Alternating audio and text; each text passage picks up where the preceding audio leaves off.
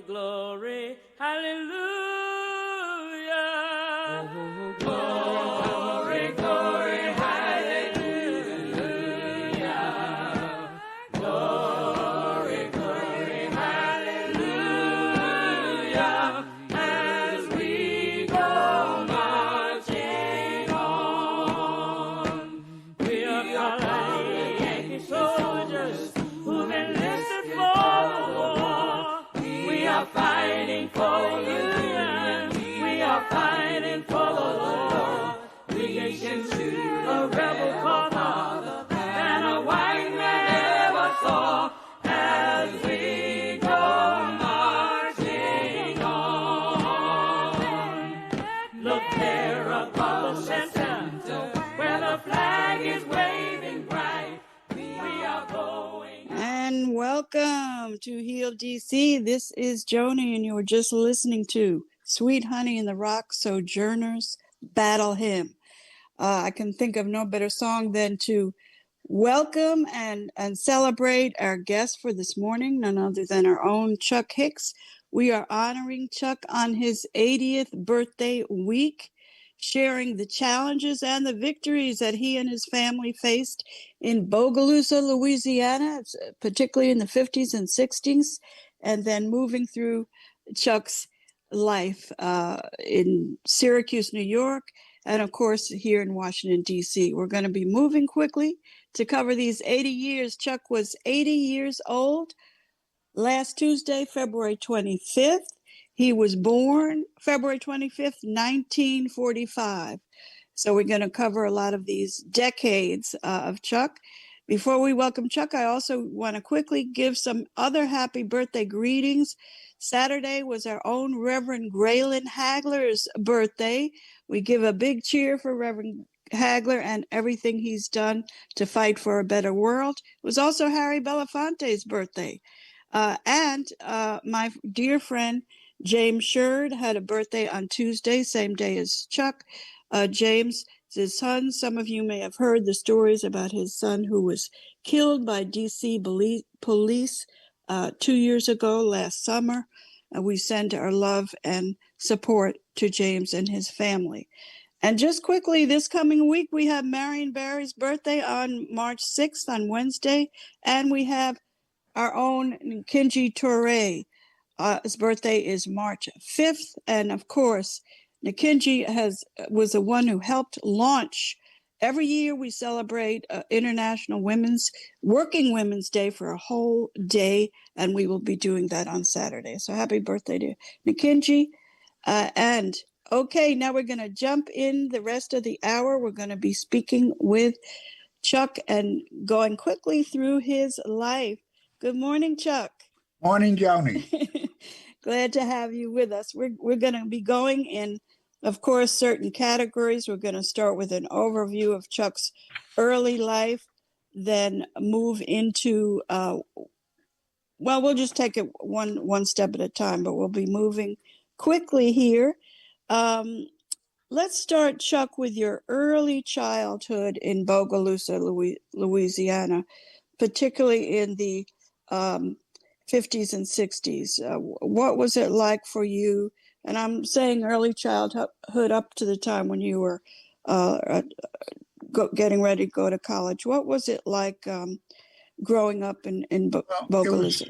It was really interesting, Johnny, because Bogalusa was a city, they had a factory there. So most of the areas surrounding Bogalusa were farming areas. But we were a city. We did not farm. We had paper mill and a box factory. And so blacks in that town were somewhat independent. We had our own schools. We had our grocery stores, shops, restaurants, own churches. We were somewhat independent, and we did not have to go out of Bogalusa for anything we needed. One of the first things that and we had theaters, movie theaters. We sat upstairs, whites sat downstairs, and sometimes they threw stuff at us and we threw stuff at them.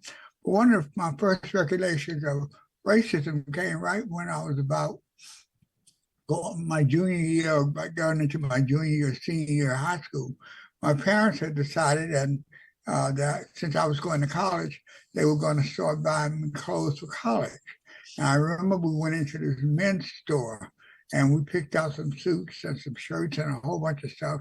And then my dad went to put it on layaway. And I remember the clerk said, now, boy, I want you to make sure you pay this bill on time. Next thing I knew, my father was saying, I'm not your damn boy, and I don't have to pay anything on time. I can go to the damn bank and get the money out now and pay for it. So my mother said, no, let's just go. And so that was the first instance of racism that I came face to face with in Bogalusa. Like I say, we were separated. We went downtown. We couldn't eat downtown, but we were in a situation where downtown we were right next door to downtown. So we had cafes and places that we could eat. And we had our own schools, and we were one of the best schools in the parish. So that was kind of it. Until that point, I never really thought much about race. Even though you had heard your mom had told you about Emmett Till. Yes. And so, of course, that was an experience. That was an experience. And I remember my mother was standing at the front door, and maybe somebody had called her. She was talking and she was crying. And I wanted to know why was she crying, because I hadn't seen my mother cry. I couldn't remember her just crying. And she said, well, they're killing black boys, son. Even black boys, young black boys are safe. It's just horrible. And of course, you were a child yourself then. Yeah, I was 15, 16. Yes. And real quick, tell us what your dad worked in one of those box factories. My dad worked in the box factory. There were two units, box factory, plant, and a paper mill. And that was an industrial part of Bogalusa. My dad was also the president. There were 4 unions, one at the box factory, one at the paper mill. There was a black union and a white union at both of them. My dad was the president of the black union at the box factory. And they had all the men in the factory joined the union. I guess some of them did. So I'm not sure what they did, but I guess they kind of handled grievances. And so the thing I do remember at some point was that they filed a suit because there were no black supervisors in court. And my dad became the first black supervisor in the city. Wow. And I hate to do this, but we're gonna keep rushing through and jumping to the next situation, which is when you went to college at Southern University and you were expelled. So what happened was that I had been very active on campus like I was in high school. I was in the drama club in high school. I was on the newspaper staff. I was in student government. So when I went to Southern, I was very active. I was on the class council. I was in the theater club. I was on my dormitory board for your dorm. We had a little president and board, and I was on that. And I was popular, active, well-known on campus. And one night, the dean of men called me and about 4 or 5 other people into his office around 5:30, 6 o'clock. That was the first year they had Peace Corps volunteers on campus. And it was a mixed group, and they stayed at the edge of the campus. So anyway, he said that they were concerned that our group used to meet, some of them, and they ate in the dining room, and we sat and ate with them. And then we would sit on the quad and talk for a while, and then they go to their dorms and we go to ours. So that evening, the dean of men called us in and said that they were just concerned that there wouldn't be any problem because they didn't want anything to happen, because this is the first time down south that they had an integrated situation. And so we assured him that we only ate with them and that was it. So as we got ready to leave, he said, Mr. Hicks, I need you to stay. I got to talk to you about something. So I thought it was something about student government because the people I was with were not necessarily active. He said, we're concerned that you're causing trouble uh, with these people. You become a troublemaker. And I laughed and said, right, Dean Jones, a troublemaker. He talked for a few minutes. He said, I have no choice, but I have to uh, expel you. I thought it was a joke. It must have taken him 5-10 minutes to convince me that he was going to expel me. And he showed me the papers. I was just devastated. The only thing he said I can do for you, and now that I recollect this, I'm sure he fought to do this. He was a decent person. He said, I can let you withdraw. If you withdraw, Mr. Hicks, then you can go any place else in the country and go to school, and your record won't follow you. But if we suspend you, and they want to know where you went to school or whatever, they're tracking it, so we expel you. And when your record shows you expelled, it makes it difficult for you to get into school. And I did. So I called my parents. I was absolutely devastated. I said, I've been kicked out of school and I didn't do anything. And my parents were aware. My dad had been leading a boycott in Bogalusa to get them to hire Blacks in the downtown stores, to hire people in City Hall, to hire policemen and firemen and all that kind of thing. And so what they had done was they had organized caravans, and they took people out of Bogalusa to Covington, to Slidell, even to New Orleans to shop. And this has been going on for about 6 months or so. So it was killing the city because Bogalusa was probably 35% Black, and the rest white. And not only that, Bogalusa was the town the city where the surrounding towns and little counties came to shop at. And since Blacks came there to shop too, when we were shopping there, they didn't go. So your dad was leading that boycott it was an effective boycott. So they called the governor in, and the governor, they said, you need to do something. It's killing the town. We're broke. And so the governor at some point, through my dad, along with the group that was forming this, was called the DC Voters League, which my dad was the vice president of. So they threw 3-4 of them down, and the governor asked them to take off the boycott. My dad said, well, I'll take the boycott off, and you give us some clerks and J.C. Penney's and these Woolworths, and you give us some Black policemen, some people in City Hall. It's all the things that the man, he said, I can't do that. He said, well, I can't call the boycott off. So what happened was when they flew flying back, the governor had a press conference and said that the Bogalusa Voters League had agreed to a cooling off period for 6 months.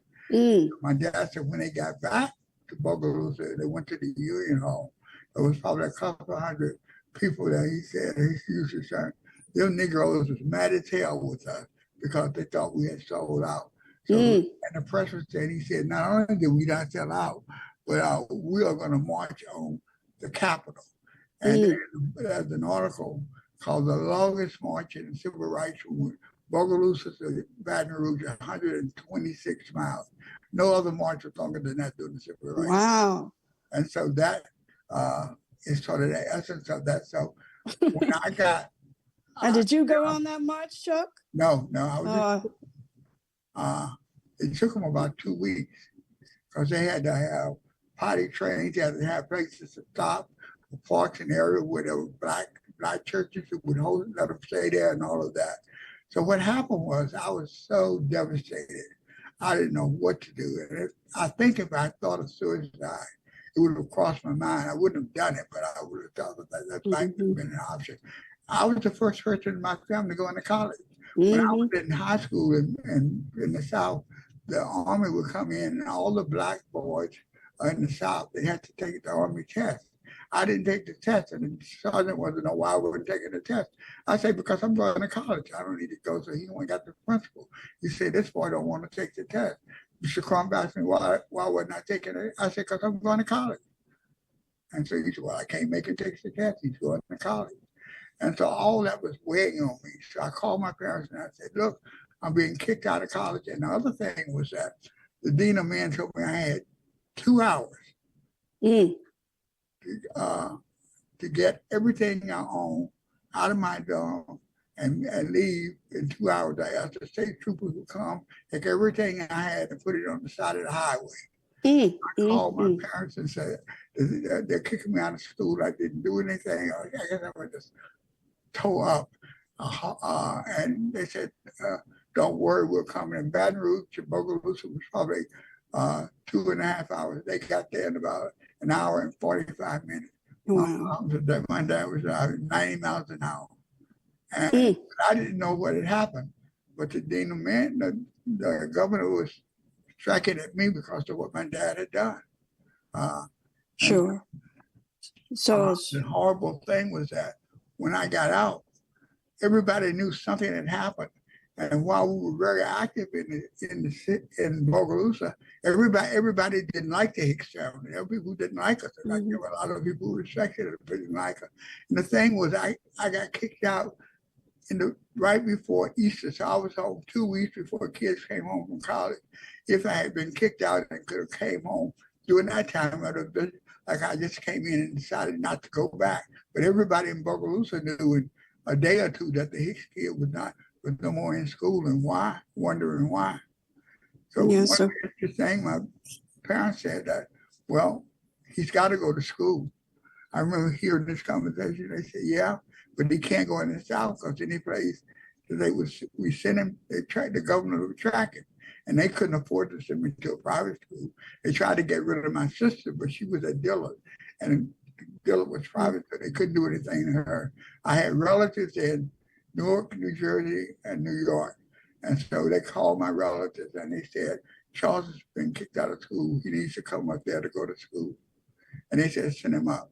So I ended up going to New York and staying in Jamaica, Queens. Yeah, that's right. That's my home territory. And so you were in, I'm going to try, I'm sorry to try to speed this up a little bit to get you into when you go to Syracuse, but you stayed there in New York for a while, and then you wound up in Syracuse. So just tell us about that. What happened was CORE, I was with CORE, and CORE was involved in a program where they were taking from a very smart kids, mainly in the East and from the Midwest, Chicago and the East and stuff, and offering them scholarships. They all would have gone to school, but they probably would have gone to state schools. And every school that took a student had to promise him a 4-year ride. And so they called the people from CORE, told my parents about it, and they called me and said, well, there's a man you need to call. They got this program. So I made the call, and the guy said, I'm so sorry, but the program was closed. But they had heard, they knew of Bogalusa because Bogalusa was all over the news nationally, regularly, for marches and protests. He said, wait a minute. So then he started asking me questions and talking to me. So I knew he was interviewing me. So I was interviewed without him knowing that maybe he knew that I knew that I was. So he said, let me see what I can do. In about 3 days, he called me back and said, congratulations, you're in the program. Wow. I had to go in about a week and a half. I had to go to Brandeis for summer school there for orientation. So I went to Brandeis for school, but we haven't been able to find anybody. Tell us where you'd like to go to school. I have no idea in the world. I said, I don't know, someplace like Syracuse. He said, you're lucky. The guy who knows who's best friends with the chancellor. They've been boyhood friends. If anybody can make this happen, he can make it. So wow. 2 days later, he called and said, congratulations, you're in Syracuse. Wow, amazing. So this was 1964, the summer of 1964. And a lot was going on. So we're going to kind of see if we can speed up the story a little bit. So you later became, well, tell us about the when you spoke with in New York City with Fannie Lou Hamer. Was that while you were at Syracuse or before? Yeah, it was while I think it was while I was at Syracuse. What happened was that my dad was, along with Fannie Lou Hamer, where they were going on a speaking tour to raise money for some of the cities in the South, the groups. Like every group in a small town had their own civil rights group. While CORE came in, SNCC came into Mississippi, you had a group in there that was based, that ran the organization. So, of course, in Bogalusa, my dad was the Voters League.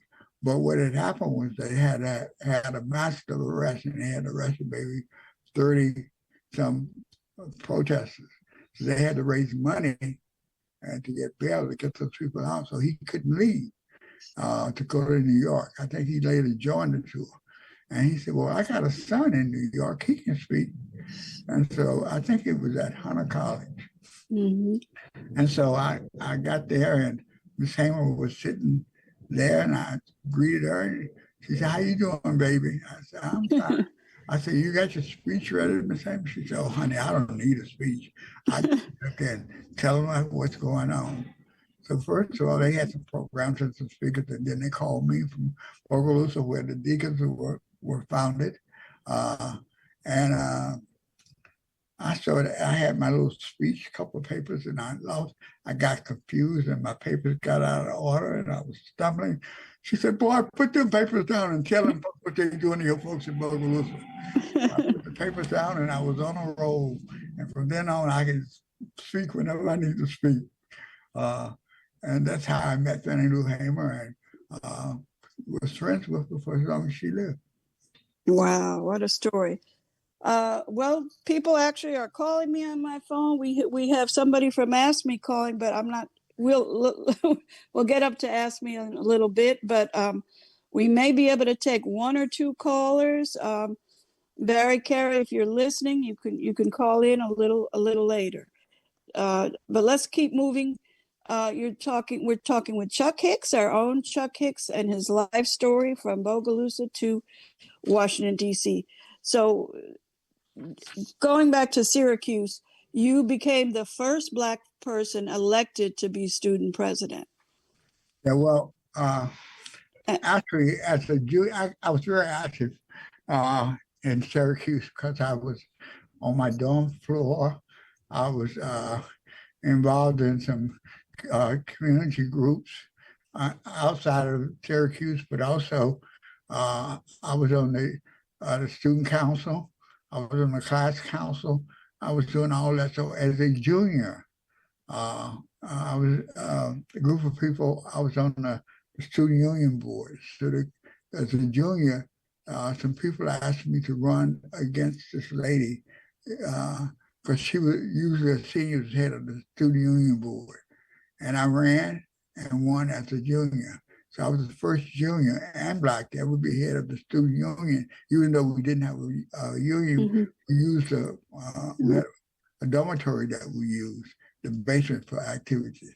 And so I ran that, and we reprogrammed, and we did a lot more things. We had a jazz band on Friday nights, and we had on Saturdays we had a dance in the basement of the dormitory. We did a lot of different things. We played cards during the week, all that.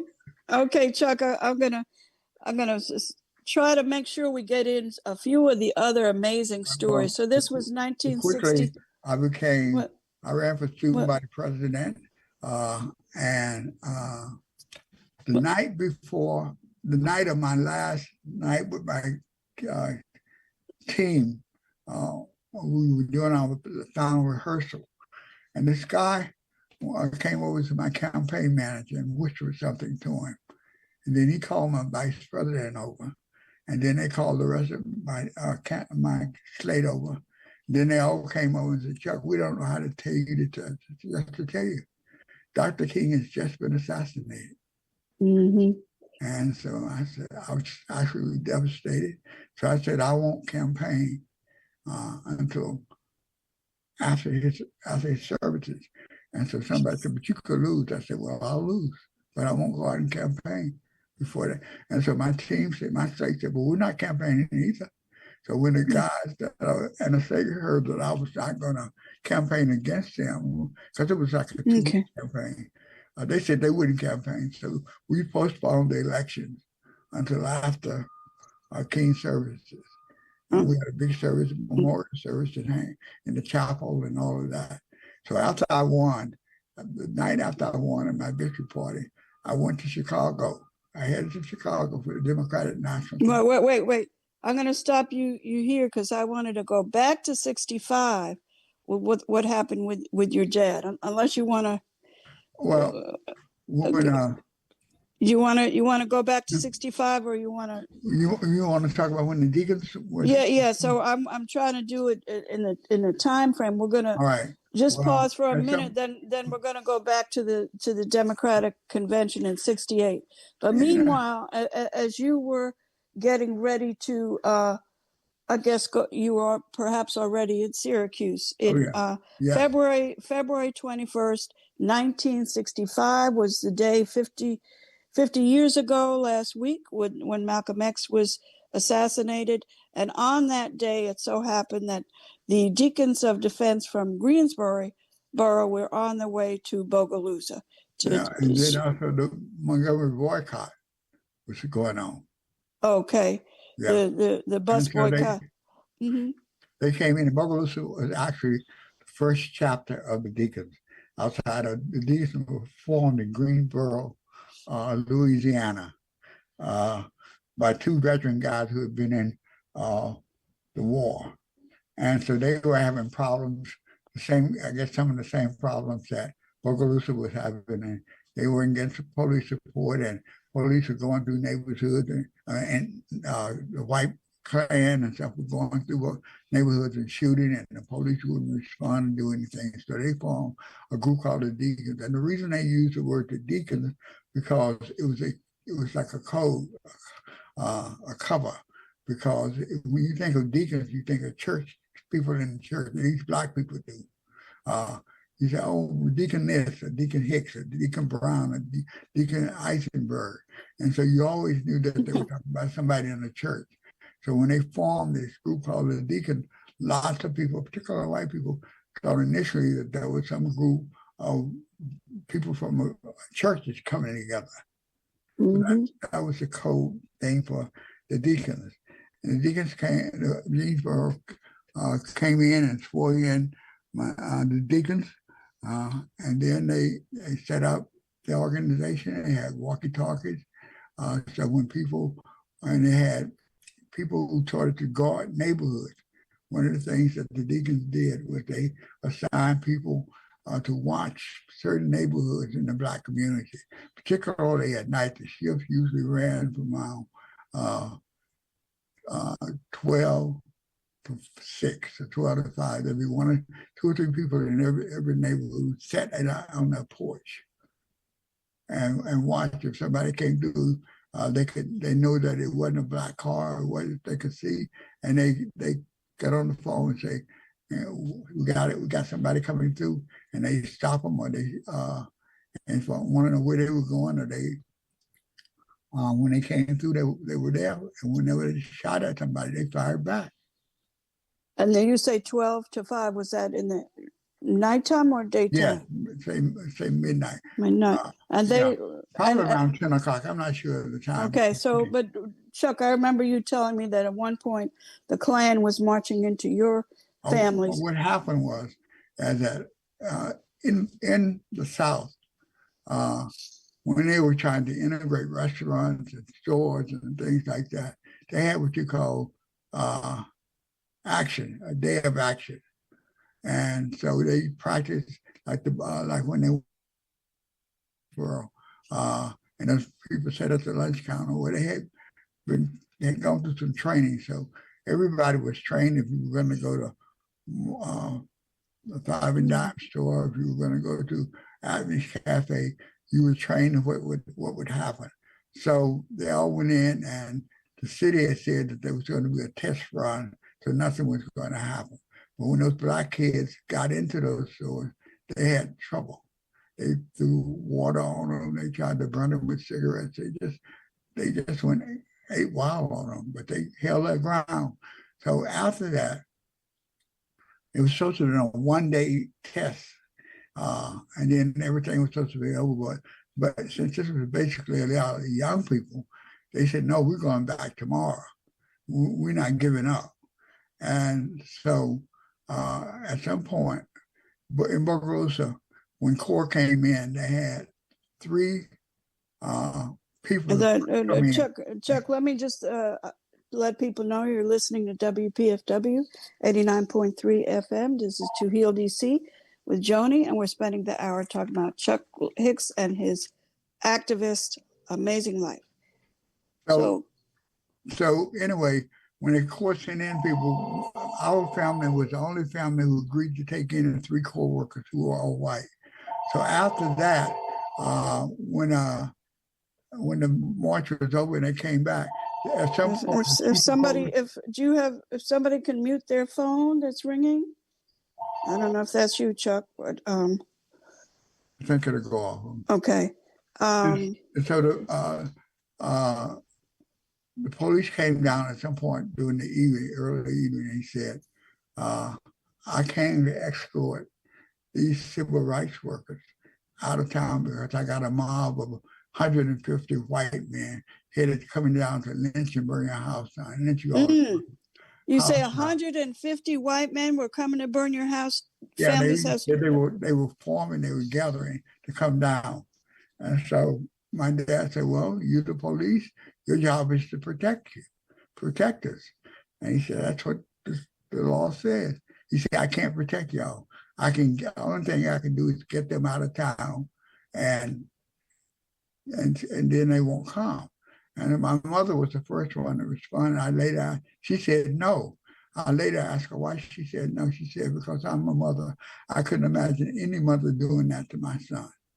And so at some point, my dad said, you can't protect us? He said, no, I can't.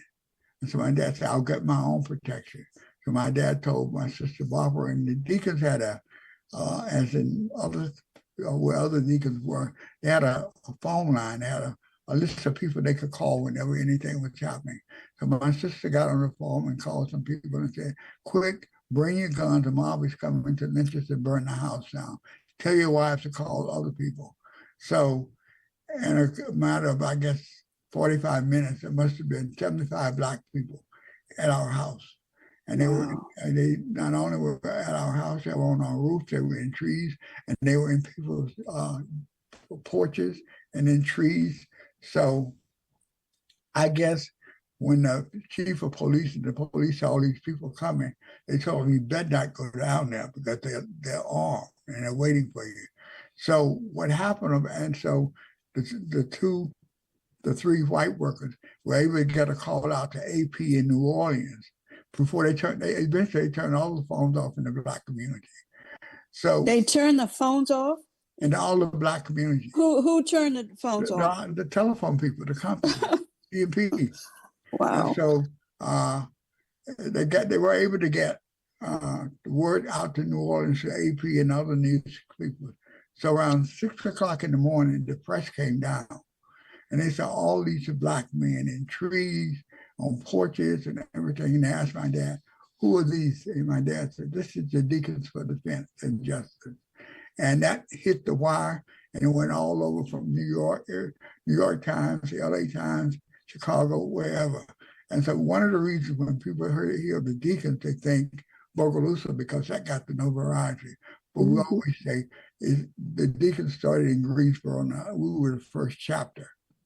But that's how that issue of the Deacons got started and how those people didn't come down. But one of the interesting things was my dad turned to my mother. He said, well, what are we going to do?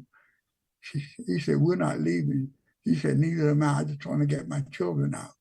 So they took the first car that came, my dad and my mother put my brothers and sisters in a car, laid them down, and drove across our backyard to a corner of the next corner and took them to a friend's house where they stayed for about 3 days.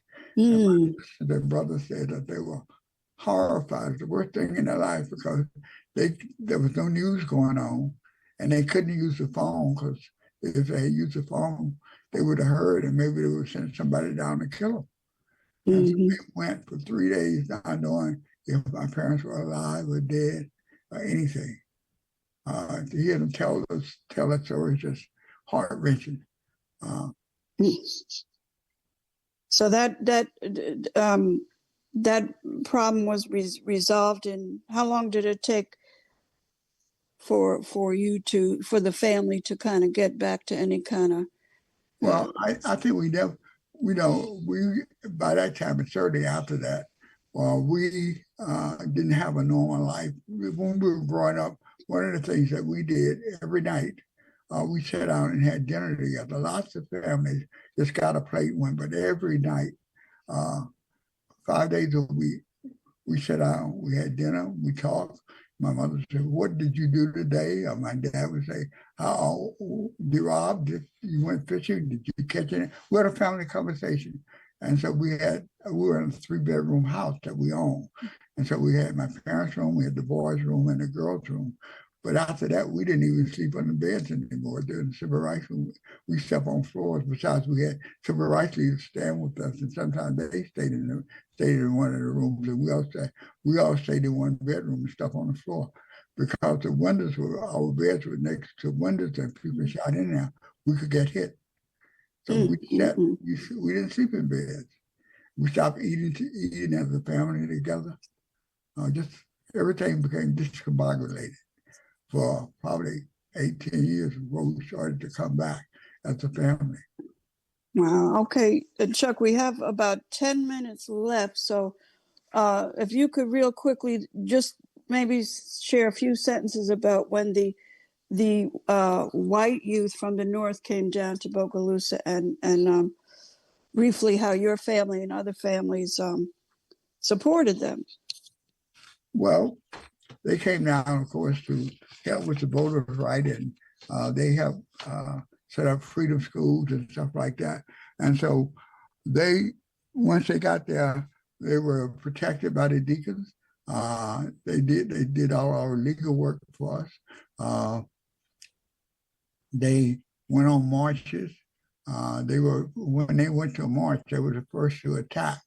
Before they attacked Black people, they were trying to get to the whites who were marching, because they felt they were the reason why Black people were doing this. Now beginning to realize that Black people had made these decisions to do this, and white people came with resources, like who were lawyers, been in college, so they knew how to write a brief and do a lot of things. And then, of course, the Black people had to go to work during the day. Lots of Black people still had jobs. I'm sorry, Chuck. I'm getting people texting me wanting to call in. Sorry, let's just, because I want to give you at least a few minutes about in Syracuse and how you arrived in DC. But is that okay? You want to jump into Syracuse, or you want? Yeah, well, like I say, after I became student body president, I went to Chicago for the Democratic Convention, and then I went to later I went to the Erica Huggins and Bobby Seale case, where the government invaded Vietnam, and while we were there, there was thousands of people that supported Bobby and Erica. And when they invaded Vietnam, well, okay, when you say Bobby and Erica, remember you have young people listening too. Bobby Seale and Erica Huggins, who were part of the Black Panther Party, and there's a picture where the judge gags Bobby Seale. He's sitting in the chair with handcuffs and his mouth is gagged because he was constantly blurting out. So the judge decided that he was gagging. And so we were there.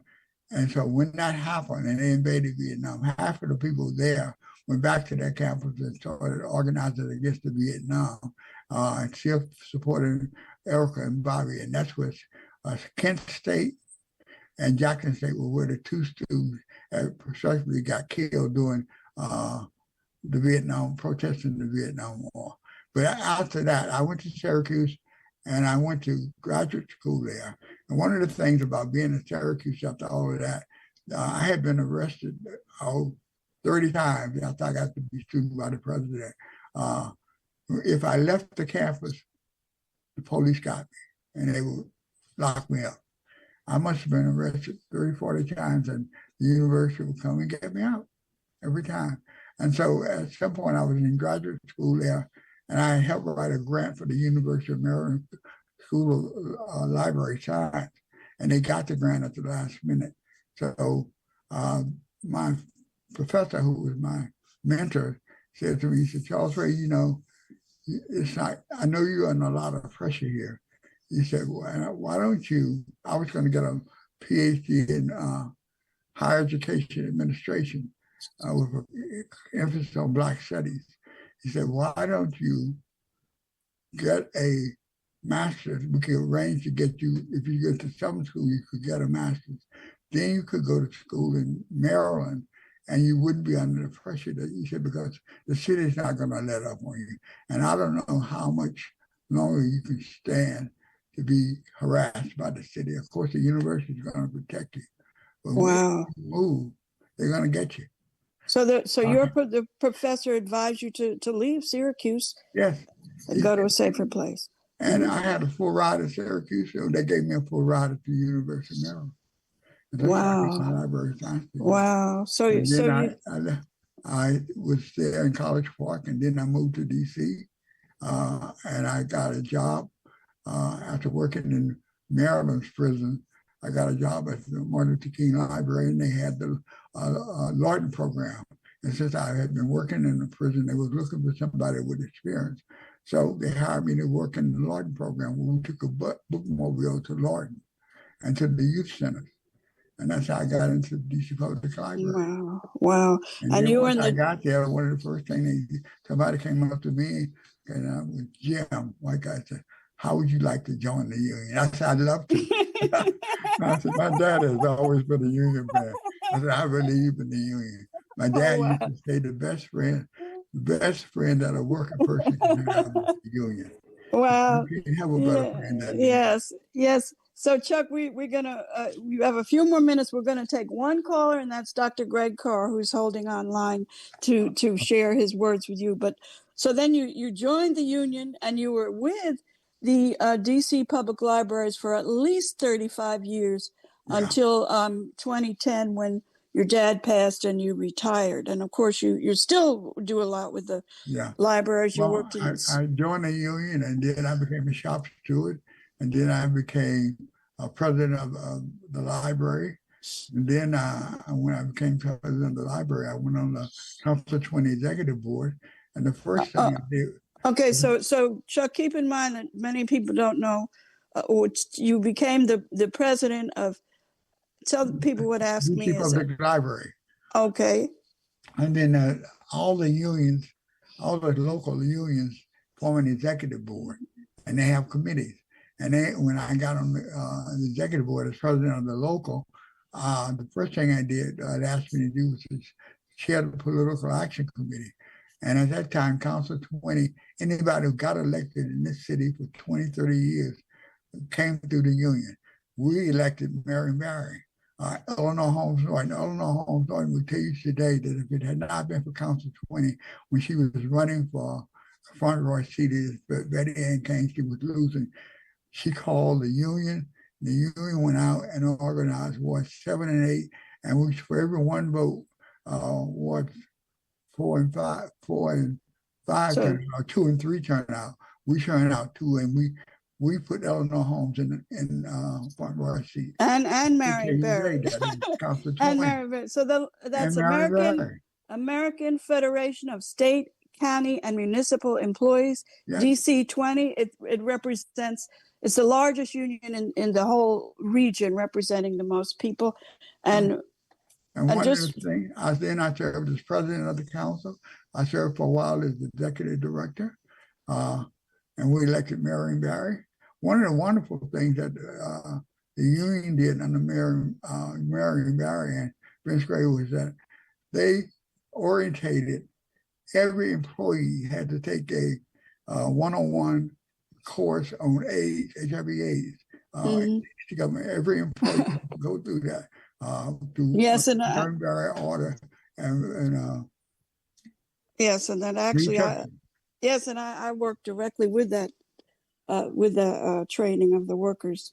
But let's I want to give Greg Carr a chance to say a few words for you, and then Chuck, you'll have your final words before we have to leave. Good morning, Dr. Carr. Good morning, Joni. Good to hear your voice. And here's Baba Chuck. What's going on, man? Happy 80th. Oh, Brother Carr, I am so elated to be talking to you. We missed each other, but we have a date. Remember that. Yeah, Well, that's on me. That's on me because it certainly is. Okay, but Greg, I hope you heard this amazing story of Chuck's life and down there in Bogalusa, what his dad did, and they were fighting the Klan. 125 Klans people basically were out to get them, and quite an amazing story. Absolutely. Well, it's funny. I was in South Carolina a couple of weeks ago, and somebody told me they were from Bogalusa. I said, "Oh, so you know Chuck Hicks then? You certainly know the Deacons." So we were singing a duet. You probably heard it from all the way from South Carolina. But I tell you, I know we don't have a lot of time here, but I just wanted to call in and thank the ancestors and creator and your parents for 80 times around the sun, and we're gonna claim you for 80 more. And I tell you, whether it be, of course, being Mr. Black History, a master teacher at that is enough on his own, but your work with the unions and, of course, coming out of those deep soils of Black resistance and self-determination and the civil rights and Black power movement, and, of course, coming out of that family is just remarkable. But I'll tell you this, every time I go to the Martin Luther King Library, and I go probably a couple of times a week, and yeah, Joni, I wish they would keep that Green Book exhibit down there. I'm going to say something to the Secretary of Smithsonian if I get to him. But I always go up to the fourth floor, and I tell you, I'll never not go to see you tell the stories of how you spread literacy throughout this region, including some of our most vulnerable people, because one of your greatest gifts to us has been the gift of empowering people to discover their love for reading. As a reader, I would say, Baba Chuck, your ability to reach into people's imaginations and put books in their hands. A story, by the way, everybody can see. If you go to the fourth floor of that beautiful restored Martin Luther King Library, there's a video up there of Chuck Hicks telling that story of how he had people choose the books they love and fall in love with reading. Brother, that's a gift that will give after all of us, our ancestors. So, we love you. We're grateful for you. Thanks, Johnny, for letting me say a few words. Well, we're very thankful you can. And of course, Chuck, as you probably know, that Dr. Greg Carr is from the South himself in Tennessee. And so he definitely knows that from his spirit and his parents, some of the things you went through and can still feel them today. So, absolutely. Stand on your shoulders. And Greg, you just have any word for Chuck and for our other listeners about today? What are the lessons that we have from Chuck's family? And Chuck can answer this as well, of course. From his family growing up with the Klan and everything they had to go through, and where we are today. Any words? I'd say this, and then I want to hear Chuck lead us out today. We've been through this before, and the things that y'all faced. I was at the DC Black History Film Festival on Friday night, and they showed a documentary on Vernon Dahmer, and it was amazing. The things that you all faced, Chuck, the things that your parents faced, and Joni, the things that your parents fought in the North and New York, right, show us that these people who we have to face down today, they are pale imitations of the ones we faced down before. And since we won before, our victory is certain. All we have to do is remember and act. And Chuck, your life shows us that, brother. We are not going down. We are going to win as a complete human family. So we thank you, brother. Thank you so much, Dr. Carr. And Chuck, your words are your words, if you want to bring the spirit of your dad or mom or anybody else in. I think two things. I think one of the most, there's so many high points in my life. One of the high points was when I was able to speak at the Million Man March and help organize the unions to come to the Million Man March, particularly on the east and around the country, because the unions did not endorse officially the Million Man March. And one of the things that I said at the camp was that we are here to stay. And I say that today. We're here to stay. And as old folks used to say, and it comes out of the Bible, this too will pass. Stand strong. Don't give up. Face it, and you will see this too will pass. We are here to stay. And of course, Chuck, what you saw and you learned from your dad, and then you did it yourself, was we are here to stay. And part of that is through organizing. And your dad, again, did amazing organizing, as have you. So we need to have hope, and we need to keep on keeping on, and keep on organizing the people. Okay. Jonah, I hope you'll invite me back, because I want to tell people how we have two or three artifacts in the African Museum of History and Culture.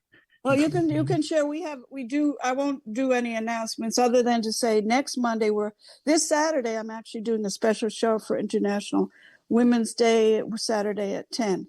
But tell us about what artifacts from your family are in the. We have this, my dad's shotgun that he had during the movement, and also, and that's engaged glassine shotgun. And under that shotgun is a little stool with a hat pin. And the reason what the hat pin is because two things happened in the movement. Men wore overalls, and they had that little slit in the side, and they carried razors. And if the police tried to search them while they were marching, they just stuck their hand, slid it down, and dropped it on the ground and keep walking. They didn't have to dig into their pockets and bend their arms. But the women carried hat pins. When you went to church and certain churches, you wore a hat, you had a hat pin in it. Women carried hat pins, so when them white men tried to jump on them, they stick them with the hat pin. That's the reason they have the hat pin on that stool under my dad's shotgun. Wow, what a story! So people can go to the museum and find that. I don't know if you know what floor it's on, or probably great. They moved it. It was on the third floor. I'm not sure if it's still there, but they'll tell you. You just say, I want to see the gun for the Deacons, and they'll show it to you. Okay, great. Okay, Chuck Hicks, we're very proud of you, and we're very proud that you shared your family story. I know you're the spirit of your mom and your dad is with you all the time. Just last, tell us about the house or the dedication to your father, Robert Hicks. Yeah, we have building a museum, a family museum. Not only for my dad, but all the people in the civil rights movement. And it is now on the National Historic Trail of Parks and Recreation. It's on the state landmarks and a couple other things and it should be opening in about a year or so. Wow. So we'll have to make a tour down there. Yes. Fabulous. That's going to be in Bogalusa. Is it named, the museum going to be named after your dad, Robert Hicks? Yes, it's called the Robert Bob Hicks Museum. Oh, fabulous. Okay, Chuck, well, happy 80th birthday, and happy birthday again to Marion Barry's birthday is this week, Nikinji Torre, Harry Belafonte's birthday was Saturday, and as well as Reverend Hagler. You're in good company, and thank you to our engineer, Kalia, and we're going to go out with As You Requested, this powerful song with Fannie Lou Hamer, sung by Fannie Lou Hamer.